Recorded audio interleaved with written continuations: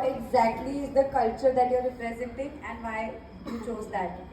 Yes. So basically, this appears to be very common Indian culture, but the thing is like kurta, pajama, angarkha, dhoti, uparna. So all these traditions not only represent the Indian subcontinent, but the thing is like this kurta also represents the confluence of the Middle East influence as well as the Central Asia.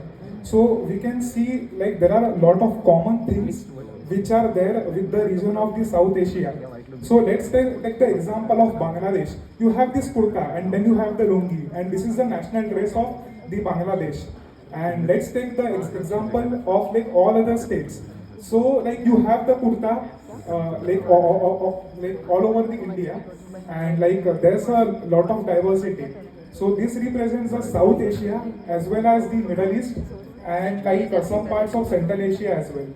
So like that's the thing, and also like all our politicians and those who influence the Indian subcontinent, they represent this throughout the world. Like our Prime Minister Modi, and also like we can see like some of the countries like Pakistan and Afghanistan also have similar kind of dressing.